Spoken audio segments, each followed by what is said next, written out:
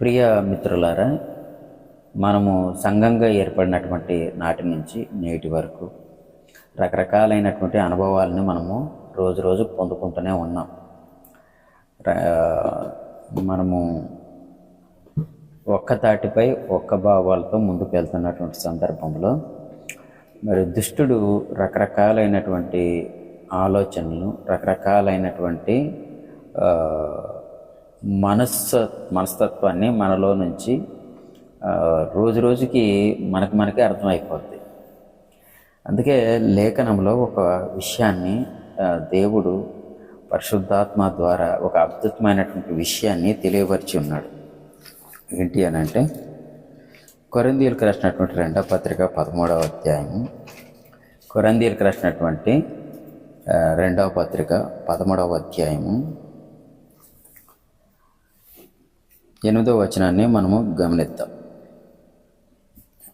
5వ వచనాన్ని గమనిద్దాం. 13వ అధ్యాయం కొరింథీయులకు రాసినటువంటి 2వ పత్రిక 5వ వచనం చూద్దాం.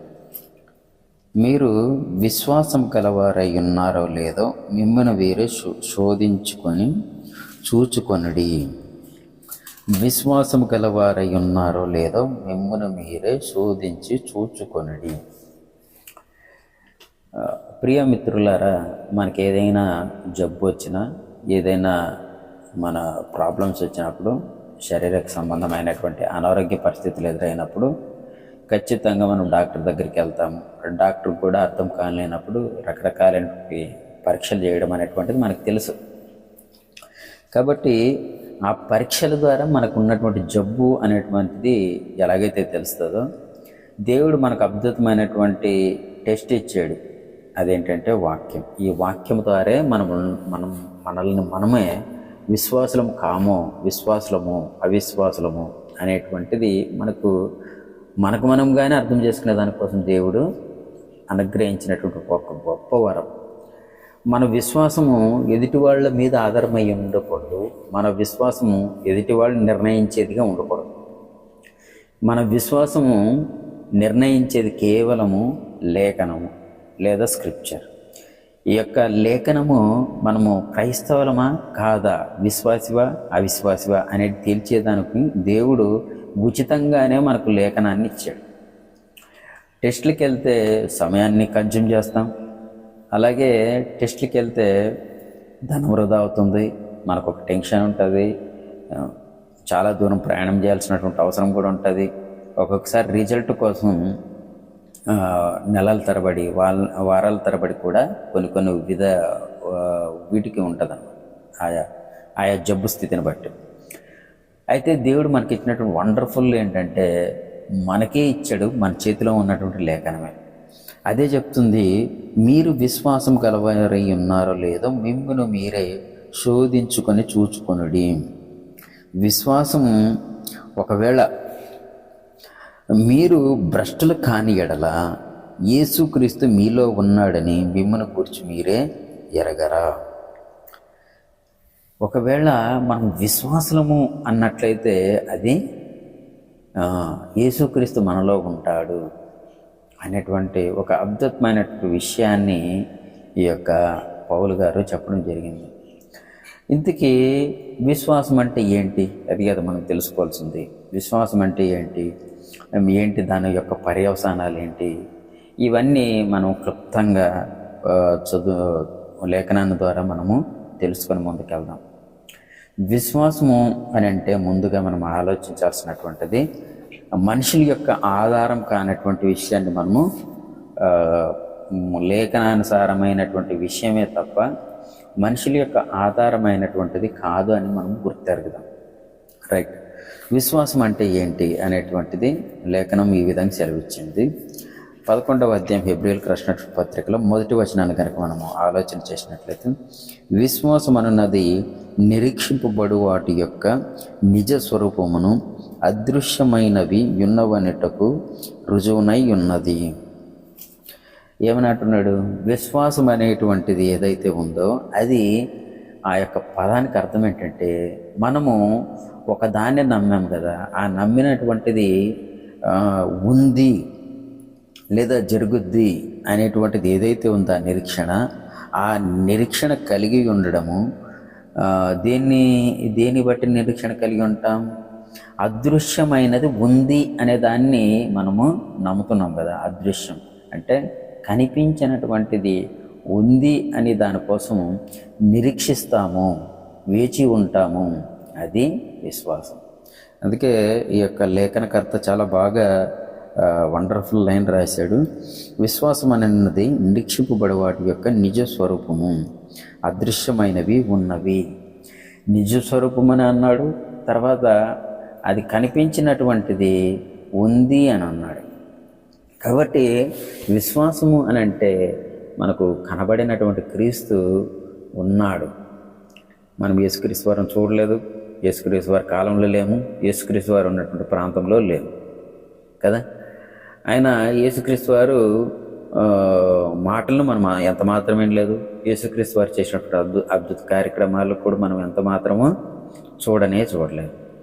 కానీ ఈ యొక్క లేఖనము ద్వారా వాటన్నిటినీ మనము నిరీక్షిస్తున్నాము, విశ్వసిస్తున్నాము, వాటిని జరిగాయని నమ్ముతున్నాము, అవి రుజువును కూడా నిలబడ్డాయని ఈ యొక్క లేఖనం ద్వారా అనేక మంది అపోస్తలులు, బోధకులు, సువార్థికుల ద్వారా వచ్చినటువంటి లేఖనాలను మనము గమనిస్తున్నాం, వీటిని నమ్ముతున్నాము.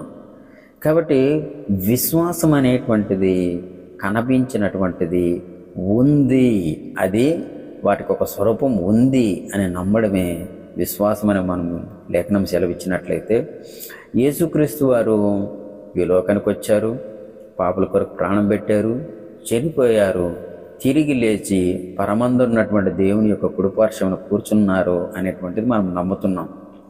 మరలా ఆయన తిరిగి వచ్చి మనములను కూడా తన తోడ తీసుకొని వెళ్ళి తండ్రి యొక్క సన్నిధిలో మనల్ని అందరినీ ఉంచుతాడనేటువంటి విషయాన్ని కూడా మనం ఎరిగాం. అయితే ఇక్కడ అంటున్నాడు, మీరు విశ్వాసులు కాని ఎడల భ్రష్టుడు మీలో ఉన్నాడు అని అంటాడు. ఇది కొంచెం కఠినంగా ఉన్నప్పటికీ కూడా మనము అర్థం చేసుకోవాల్సినటువంటి అవసరం ఉంది.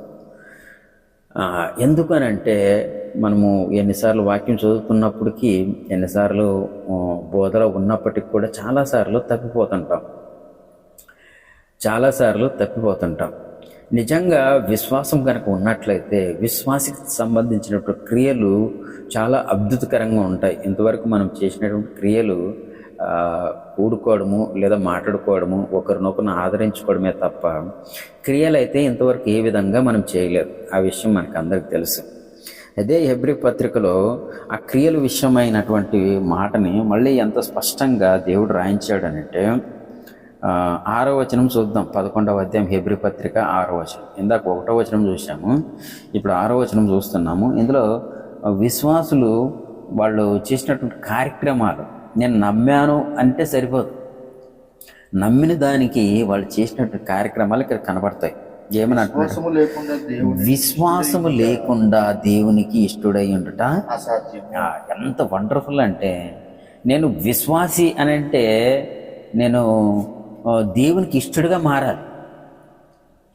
ఇక్కడ మాట ఏంటంటే, నేను దేవుని నమ్ముతాను, అది వేరే విషయం. నేను భర్తను నమ్ముతాను, అది వేరే విషయం.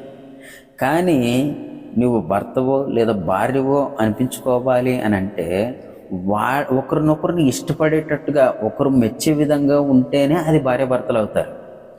ఒకవేళ ఆ విధంగా లేనిదైతే అది వ్యభిచార సంబంధమైనది అని అన్నాడు ప్రభు. అర్థమైందండి? ఒకరిని మెప్పించే విధంగా, ఒకరికి ఇష్టలయ్యే విధంగా అది ఏదైతే ఉందో ఆ యొక్క బంధాన్నే భార్యాభర్తల బంధము అని అన్నాడు తప్ప దాన్ని ఏమన్నాడంటే కుటుంబము అని అన్నాడు. దాన్నే కుటుంబం అన్నాడు. ఒకవేళ ఆ విధంగా లేనట్లయితే అది వ్యభిచారమే తప్ప అది కుటుంబం కాదు అని అన్నాడు.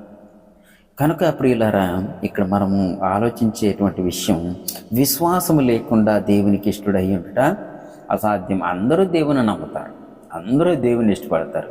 తీతు పత్రికలో ఈ విషయాన్ని ఆయన ఇంకా కొంచెం కఠినంగా మాట్లాడాడు. తీతు పత్రికని చూద్దాం, 1వ అధ్యాయం చూద్దాం, అందులో 16వ వచనం చూద్దాం. అపోస్తలుడైన పౌలు తీతు పత్రిక 1వ అధ్యాయము 16వ వచనం.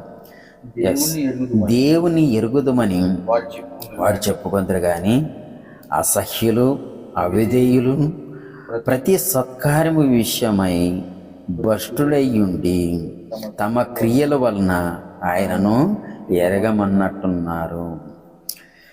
ఎంత లేఖనం కఠినంగా ఉందనంటే, దేవుని ఎరుగుదమని వారు చెప్పుకొందరు కానీ అసహ్యులను, అవిధేయులను, ప్రతి సత్కార్యము విషయము భ్రష్టులనయ్యుండి తమ క్రియల వలన ఆయనను ఎరగమన్నట్టున్నారు.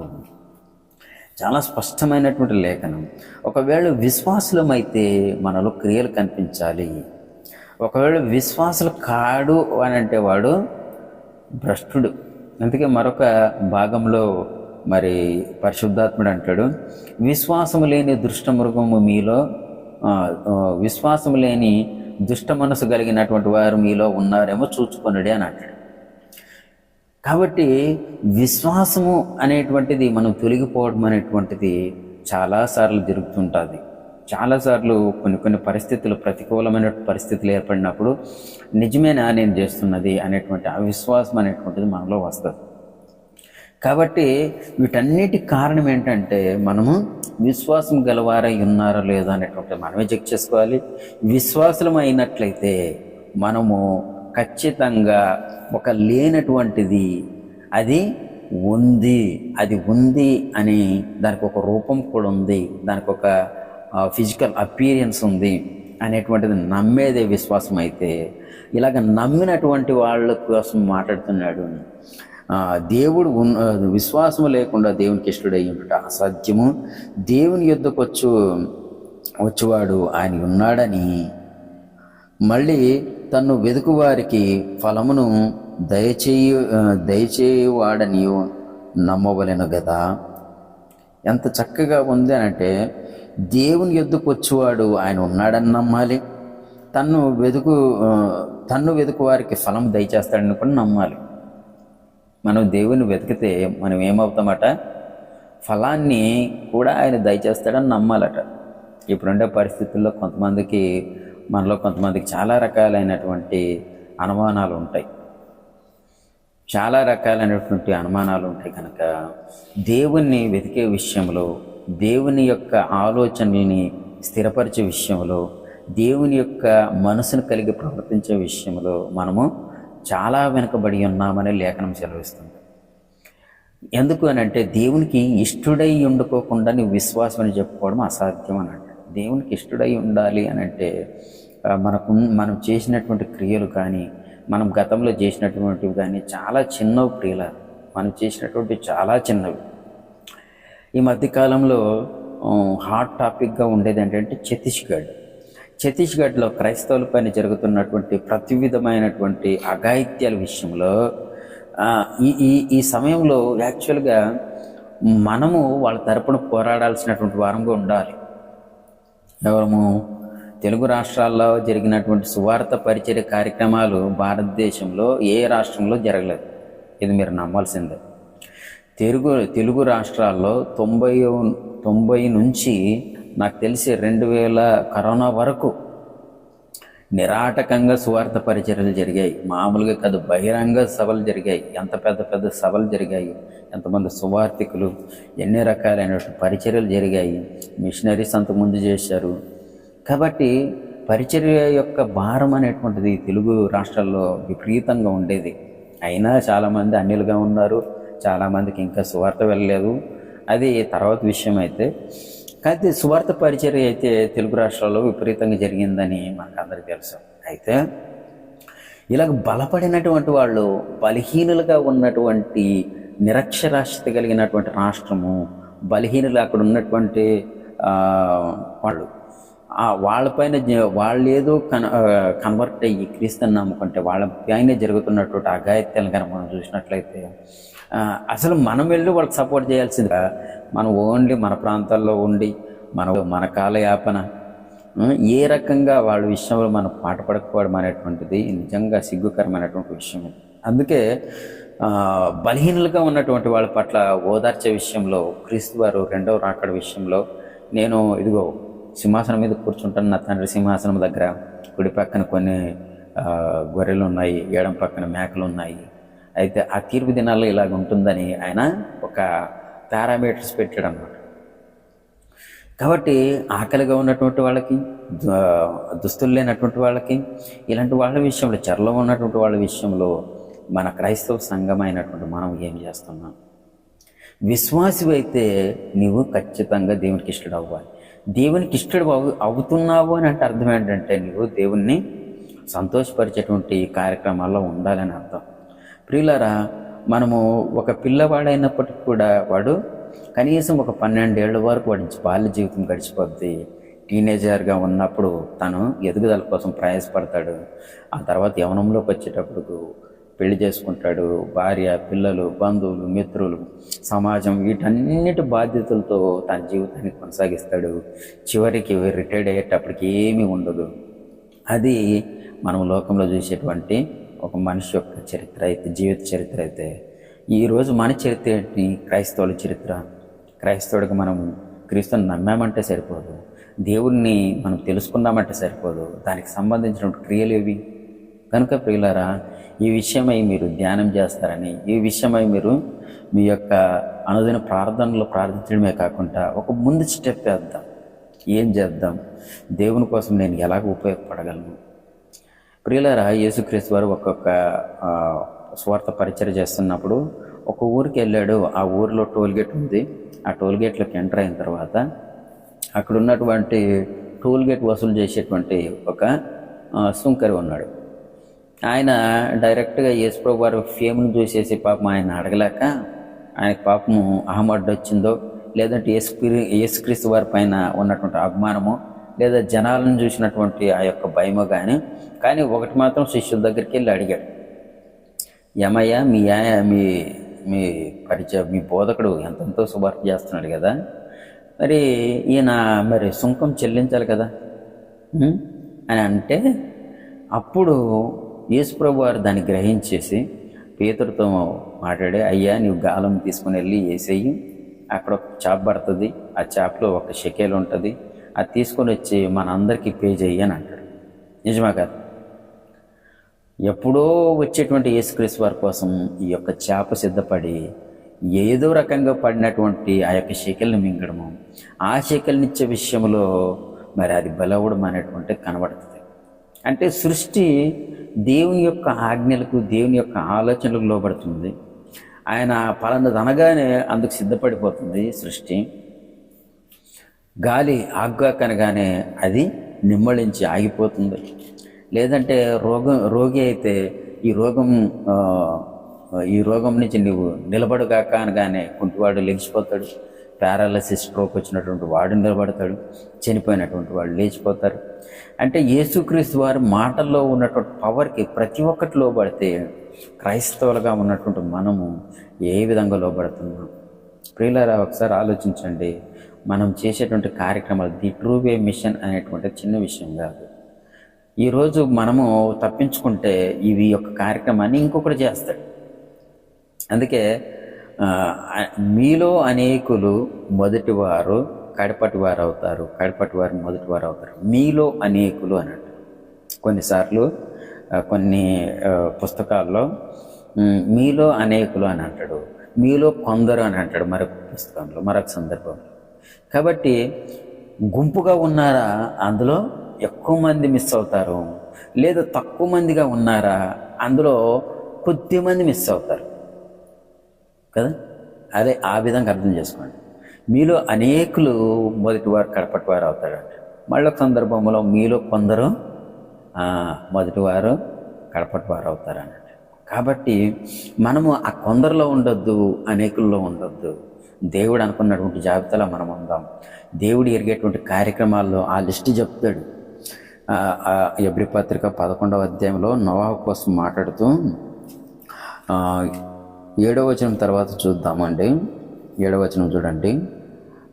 విశ్వాసమును బట్టి నోవాహు ఏం చేశాడంటే, అది వరకు చూడని సంగతులను గూర్చి దేవుని చేత హెచ్చరింపబడి భయభక్తులు గలవాడై తన ఇంటి వారు రక్షణ కొరకు ఒక ఓడను సిద్ధం చేశాను. అందువలన అతడు లోకమును మీద నేరస్థాపనము చేసి విశ్వాసమును బట్టి కలిగి నీతికి చాలా వండర్ఫుల్ కదా. అప్పుడు వరకు చూడని సంగతుల కోసం జలప్రళయం వస్తుందట, కొట్టుకుపోతామట, నీ కుటుంబం కోసం నువ్వు ఓడ సిద్ధం చేసుకో, ఇవన్నీ మాటలు ఎలాగ ఉంటాయంటే దేవుడు ఆయన ఎదుట ఇంకా ఎలాంటి వండర్స్ చేయలేదు.